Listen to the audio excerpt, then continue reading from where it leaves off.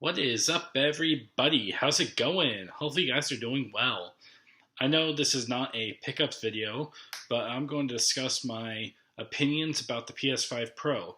Discuss kind of what I think about my initial thoughts on what I saw in the videos and kind of like of the gameplay. So, when I saw this release, I didn't really realize they were going to hit off with the PS5 Pro. I thought this was going to just be like a showcasing some more games, but no. When I saw that someone posted the PS5 price, and I actually confirmed this from the PlayStation blog, that it was $700. That was the first thing I saw. I'm like, okay. And so during that day, there's a bunch of reviews and kind of like reaction videos to the whole press conference. Showcasing the PS5 Pro. Um, I watched that and I will tell you what I thought. So they were discussing kind of like the improvements of the PS5, and I was like disappointed because the only thing they changed was they upgraded the storage and they upgraded graphics. What else? Did they upgrade the CPU? No. Did they upgrade anything about the speed? No. So I'm just like, so basically, you are changing and upgrading the GPU and storage, and you're doing this for $700. Okay, let's watch further.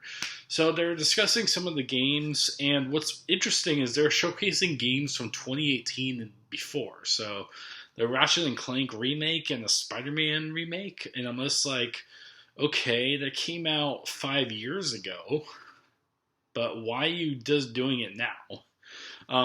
It just didn't make sense. I wish I would show a little bit um, better games in terms of quality. I'm talking about maybe Cyberpunk, maybe God of War Ragnarok, something like that. So a little bit newer games, but it's all right. But I was watching on my tiny phone screen during this, so they were doing the side by side comparisons, and I'm like, I see nothing.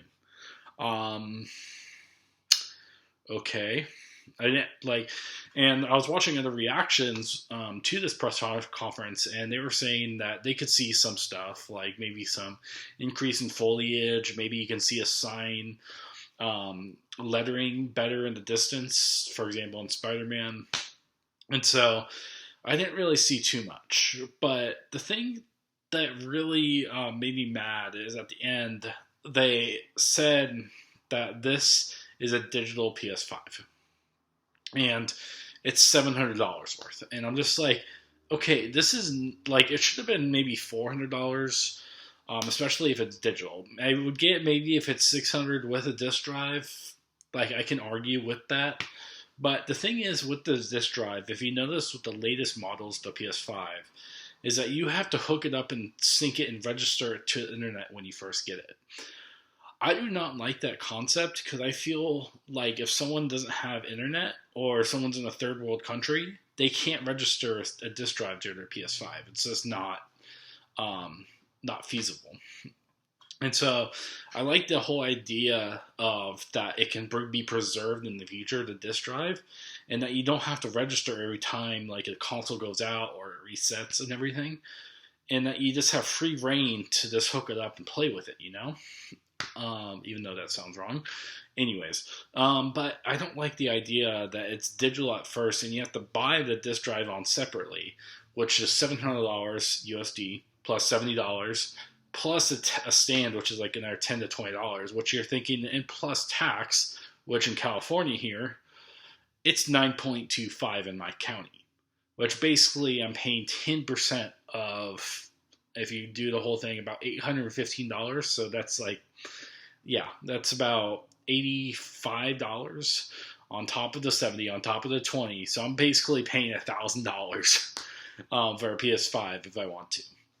And so I just think that's ridiculous.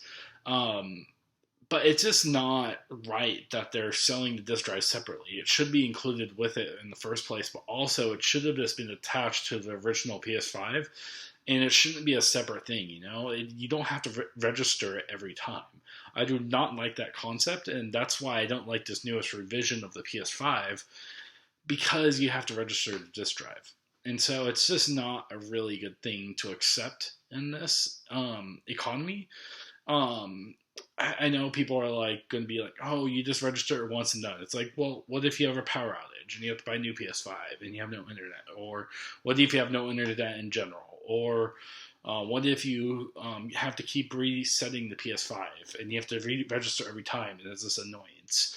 You know, like, I don't like the idea. I just want to be able to turn on the PS5, play, and go.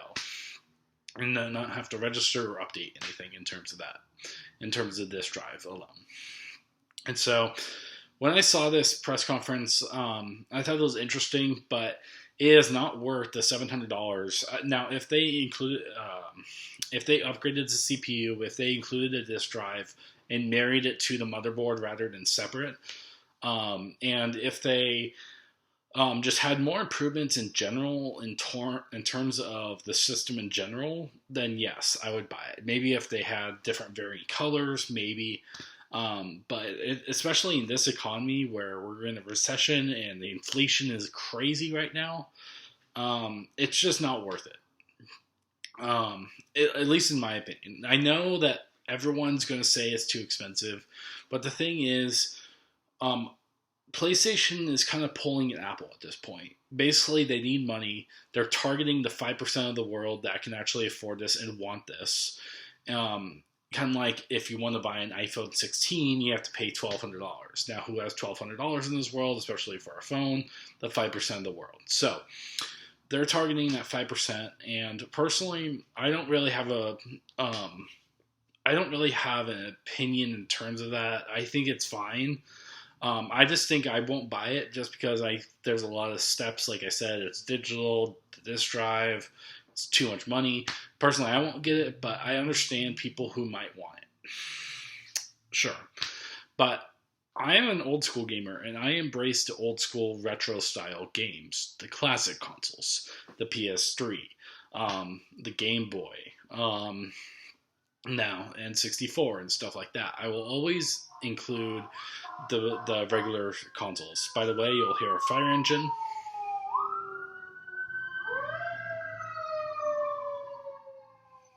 Maybe you heard it, maybe you didn't, with its loud horn. But yeah, anyways, I just think that some people will buy it and that's fine. But I enjoy the old style of games where I can have a full and complete experience with all the PS3 games, like the Ratchet and Clank collection, all the collections in general on the PS3. I can enjoy Little Big Planet, enjoy Killzone, Resistance, everything on the PS3 it has to offer. And then even on the PC side, there's a lot of good PC games I can enjoy as well. With the classic games that you can easily run on a mid-tier system on a PS3 or on PC. My bad. Yeah, I'm talking about games like maybe the Lego games, maybe trying to think, maybe the PSP games if I really want to enjoy those. I'm just saying that I embrace the old style PlayStation. And so even though the new PlayStation will die, I still firmly believe that I want to support the old PlayStation and want to support that way. Because if they see my support in that, then hopefully they will see something as a I would say resurrection in terms of the classic games. I don't think it's going to ever happen, but that's why I'm collecting now. To prepare for the future. Because if we see these trends now with PlayStation, they're going to continue in the future towards this. And that's what the PS5 Pro shows in terms of the future. And what the PS5 showed us in general in terms of the digital edition. Even going back to the PSP Go, going all digital with that console as well. And that's the thing that we have to embrace, is that we have to just accept that the old ways of gaming are dead and in the past. These new companies are going to embrace a digital future and try to nickel and dime you in every way possible. Now, this instant, but also all these other instances of PlayStation, like the price hike of the controller, price hike of the subscriptions and different tiers, different stuff like that, is swaying my opinion of making me play or liking PlayStation less and less. Do I still think they're a bad company. No, they still make great games. They have good companies out there. Team Asobi, they have Naughty Dog. They have good companies that make great games. And I'll continue to trust them. Now, once they break that trust in those companies, then we'll have a hard discussion if I want to continue supporting them in the future. But for now, they hold a good stance, but they do hold kind of like a different opinion in terms of what I thought of them 10 years ago. And so, again, I will not be getting the PS5 Pro just because of the areas that I talked about. Let me know if you guys, what you guys think of this. I know the price may be insane, especially in this economy, but again, they're pulling an Apple. They're not looking for everyone. They're not looking for the casual gamer. They're looking for the 5% like Apple who can buy it and make their money back. And so, yeah, in terms of other stuff, in terms of the PS5 Pro, I'm just going to keep playing my PS5 and keeping on that system. And old systems like PS3, PSP, PS Vita, all PlayStation's other consoles, even the PS2, and, well, PS1 is basically useless if you have PS3. But anyways, the idea of me playing older games is better than supporting this new one, just because I think it's a better value in terms of holding on to the old hardware. I bought the PS5 early because I thought of a good depreciation value in it. If I keep it for 7+ years, instead of looking at $500 up front, if I depreciate it every year into the next 7 years, it's like maybe $80 each year, something like that. So if you look at that, it's a good value. If you look at each year, you depreciate it. Now, I'm a business major, I think about that way all the time, and that's why I buy it up front. And I think it's better to have the value to buy it up front rather than later, so you can get the full lifespan of it. There might be some bugs. There might be some errors within the console, which I experienced the first week. Yes, my console did freeze up during Spider-Man Remastered, but that's a whole nother story. Basically, about the PS5 Pro, I just don't support it just because it's digital. It's like, no, this shouldn't be digital. It should fully support physical gaming. And I can go on a whole rant about that again, but that's why I have all these PS4 games, PS5 games, because I truly support the digital or the physical space and truly believe that every game should be installed on the disc and playable on the disc. That's why I don't like Ubisoft games now, is that they're fully digital.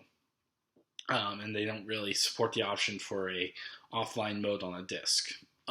That's why I still haven't bought the Krug Motorfest, even though I still want to and really want to, but too bad. They don't get my business because it's always online game. Same with Helldivers 2. They won't get my business. They should have made it offline mode. But anyways, this is my kind of like long rant about it all. Just my long rant about the PS5 Pro, what I think of it. If you guys know anything about this, please let me know. And what your opinions are. Are you going to pick it up? Do you just think it's ridiculous? Are you not going to pick it up? If you just don't care about PlayStation, let me know. But this is just my rants and thoughts about it all.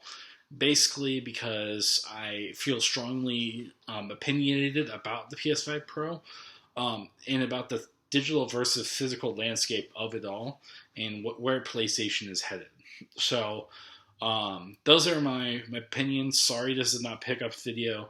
But maybe next time I will have some, maybe later at the end of the year. But with lots of love and respect, you guys, I'll see you guys later, and peace out. Bye.